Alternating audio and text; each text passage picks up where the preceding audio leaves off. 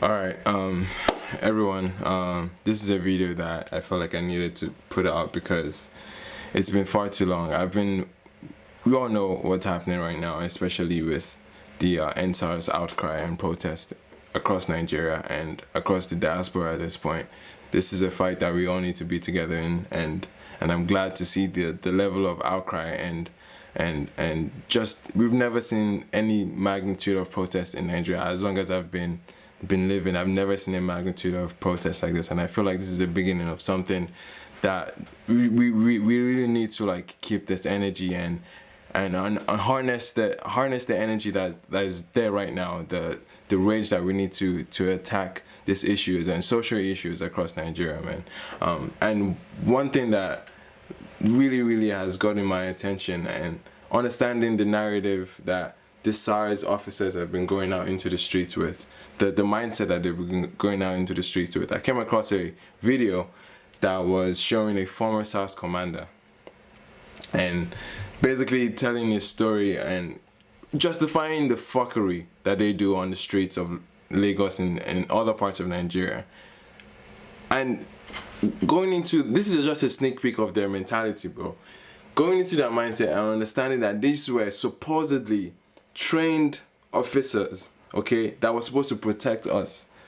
That was, again, these were people that were presumed to be there for protection, to save lives, to save property, all right? Now, we're going to understand just a clear glimpse into one of their commanders. Now, this is a commander, not just any SARS officer.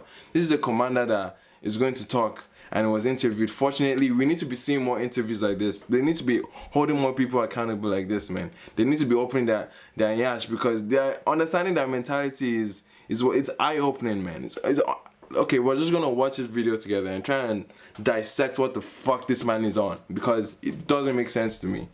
Even when you need an order from a court, a magistrate, to go through someone's phone or laptop. Well, if I stop you on the road and I want to have a look at your phone and I want to see your Facebook, I don't think I'm committing any crime there, because for me, I'm only asking. Hold on. He just said opening someone's phone is committing a crime. It's like we live in two different simulations, man. Like, what is his understanding of human rights in this case? Absolutely no knowledge. You can hear that this man doesn't even understand the simple basic things that human beings should be given the privilege for being human beings. This man is going through people's Facebook and iPhones just off the authority because he has a gun and a so-called badge, because we don't even know if these people have badges self, man. Question. It is your questions, your answers that will lead me to go beyond where I started, because our answers that will lead me to Facebook. I don't think I'm committing any crime there, because for me, I'm only asking you a simple question. It is your questions, your answers that will lead me to go beyond where I started, because I can't detect crime by me asking you. I can't detect crime by asking you questions. I see you with a car, Shit. and I have assessed your age. And I know in Nigeria, I know how difficult it is for a particular person who is 20, 30 to start having a car. Hey, God, man. He doesn't. Somebody in their 20s having a car is enough for them to be a criminal, because you understand how difficult it is to own a car in Nigeria. What the fuck does that mean? What does that mean, man? Help me understand, because this shit doesn't make sense, bro. Like, there's nobody in their 20s or 30s that can earn an honest living out of just like being themselves and being entrepreneurs, or working in good enough paying jobs. Like, for him to understand that people would own a car is like a red flag for him already, or an iPhone for that instance. Like, this is where we've come down to. I cannot be, as a policeman, see you there and I assume that something's not wrong with the way you are driving the car, except I am able to ask you a question and I know the background, your family background. See why this is a class issue. I've been saying this is also a class issue, because again, we've seen this same kind of narrative in the Black Lives Matter movement. Like, this is exactly the level of police brutality, because they see the color of a person's skin and they presume this person is a criminal, and they think the worst of them. All right, now bring that into a vast majority a black nation, the most populous black nation in the world, and you understand why there will be the same case of police brutality. And over there in the West, it was a race issue. In Nigeria, it's more of a class issue. You understand that, because it's tied to whoever your father, whoever your mother is. If they're coming from a wealthy neighborhood or from a wealthy upbringing, that's when they'll believe, oh, it's okay for you to own a car at age 20. But for any other regular Nigerian to own a car at that young age, it's an immediate red flag. Okay, you're doing fraud or you're a prostitute. Like you can see how deep this systemic issue is, because it's coming down to a class thing. It's a class issue, man. But in the course of doing this, we cannot take it away from this. You see how and that's to many is where SARS began to derail. Oh yes, focusing on those, because they say there's a lot of extortion, people being taken to ATMs and banks and being asked to transfer money. And you talked of going through phone. Is it not illegal to go through someone's phone from a police officer without a court? That is the way I'm investigating. The way I'm only questioning.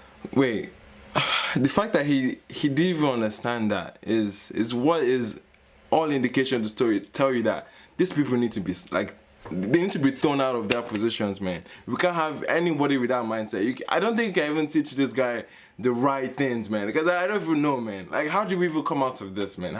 What's the path? What's the path to this? Like, I don't know. I don't think there's anything illegal about that. There's nothing illegal about that, because I am trying to dictate whether you commit an offense or not.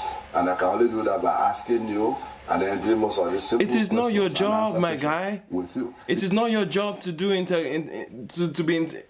not your job to be investigating somebody on the spot just because they are walking around. If you have any, there has to be a concrete reason for you to even approach anybody. Get a warrant before you enter people's houses or even check their phones. There's nothing court order that these people are walking around with. They're carrying all the power into their own hands and going around harassing people. It doesn't make sense. It doesn't make sense.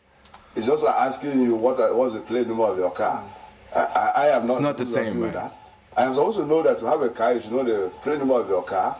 And then you should ask someone what's the color of your car. Most people will not even know the color of the car. Is it forceful or voluntary session to go through someone's phone and laptop? It's a voluntary session that starts from somewhere before you can start asking okay, let me. I'm disgusted, bro. So if the citizen says, no, you can't have access to my phone, should it not have ended? Well, it can't end there, because if I have a suspicion. It cannot end there. It cannot end there when they say no. You see why? Because this is how people get killed. Because they don't, once people stand up to their own fucking right to say, no, you cannot go through my phones, they end up dead or injured. That's the narrative that this man had. That's the narrative that this commander was sending to all his men that were going out in the streets paroling to honest, innocent civilians, man. This is the narrative that this man was sending out there. This is a commander, this is a former commander. Not likely to own this particular property you're having in your possession. You are not likely to own this particular property you're having in your possession. I may be compelled now to arrest you and probe further. Does it not sound presumptuous? I want to address one issue where does it not sound presumptuous that you already... That's his basis for arresting people, man. That's his basis for arresting people. They tell him, no, I'm not letting you go through my car. I'm not letting you go through my phone. Why are you checking my text messages? And for that alone, they'll take you to a police station or to an ATM machine to bail yourself for nothing. To bail yourself for nothing. Finding the person guilty. No, you are not finding him guilty. You are only suspecting. You're only suspecting.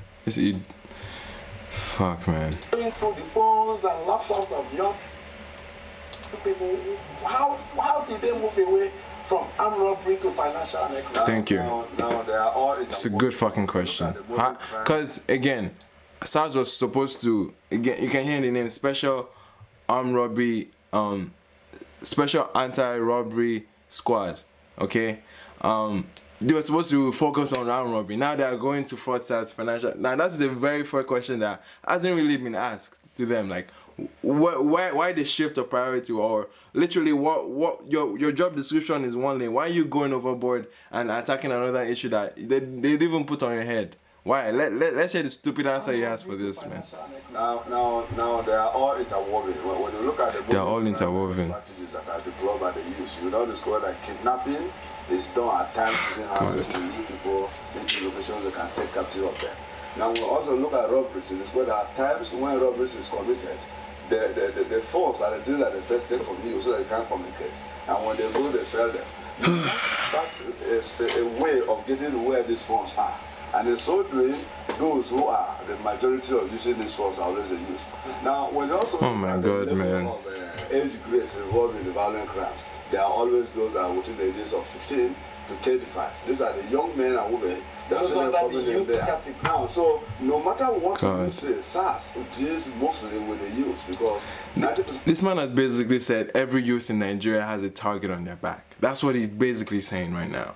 It's like you're gonna be presumed to be a criminal because all of a sudden the majority of you guys are crooks. So we're going to presume that you're a criminal immediately. That's what he's explaining, that everyone has a target on their back. And it's gotten to the point that almost every young Nigerian living in Nigeria has had a similar experience, a very similar one. My sister just had a phone call with my sister, and she told me in detail the level of extortion that she was going through, man. And it's scary because everyone has a similar experience. Everyone has a similar experience. The suspects you have in your say are always those who are young men and women that are there.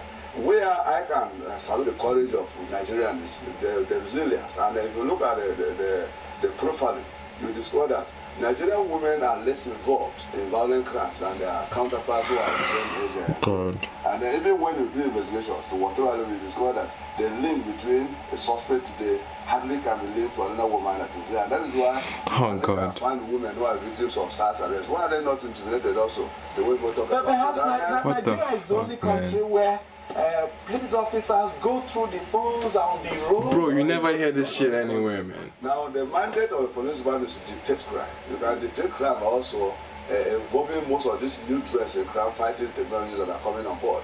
Now, we were not trained during we were there in our manual, so also talk about cyber security, cyber crime today. It's not in your place, man. It's not in your place. It is not in your place. They didn't put that one on your head. They didn't put that. It's just further frustrating, man, because at least we get a glimpse of where all of this is coming from. That's how people end up dead. That's how people end up dead. These guys think, and it's a systemic issue, man. It's like it's from the top. It is from the top. You're basically giving guys that are very much underpaid. You're giving them authority. You're giving them guns and a uniform, and just putting them outside to be incentivized to extort people. Like that's another thing we need to talk about, man. They're incentivized to go out there and make money for themselves, to fend for themselves, leaving the civilians as victims in this situation, man. Bro, like I cannot understate the level of frustration that this has brought, man. This is too frustrating to know that is the reality for Nigerian youth. And bro, this hits more than home. This hits more than home because, like, again, I easily could have lost family members at the hands of these thugs in uniforms, man. It's very disheartening, and there's been a lot of deaths. Then far too many deaths to begin with, and even with this protest too, you've seen that police actually shooting at people. That's a whole nother frustrating thing about this movement, is that they're trying to incite violence to make it look not credible, to make it look like it's not a peaceful protest. Again, this entire protest was filled with peace in mind. Nobody wanted to instigate violence, but now that they've literally shooting at people that are sitting down or kneeling on the floor, bro. Like, how can you be shooting? Man, I am tired, bro. I am tired. But I cannot imagine people on the ground, bro. I cannot imagine being at home and hearing the gunshots. That you can see videos, man. Gunshots of police officers. Again, civilians are not armed. Nigerian people are not armed for the most part, so they're left to not, like, they have no defense. Like, who else do we turn to? Who else do we fucking turn to, man? We don't know. Like, it's just mad. This is a systemic thing, and our mannequin of a president is out here doing the same thing as we've done 4 times. 4 times they've claimed to disband the SARS, but yet we still see bloods on the street, bro. We still see bloods on the street. It's just frustrating. So that's why we need all hands on deck when it comes to this issue, man. We need to put the social, like the entire global pressure on this president to actually do something substantive for the first time in his life.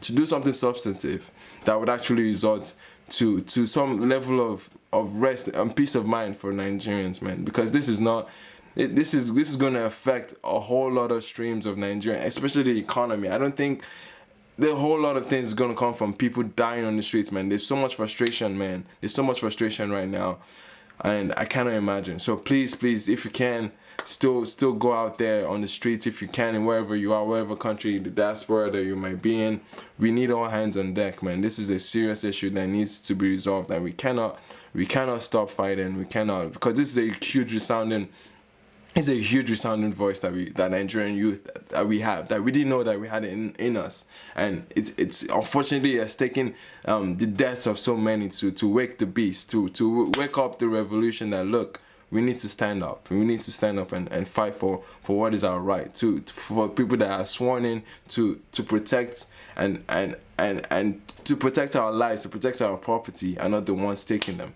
Okay, we need to make that point clear, and with the help of you, we can do that. All right.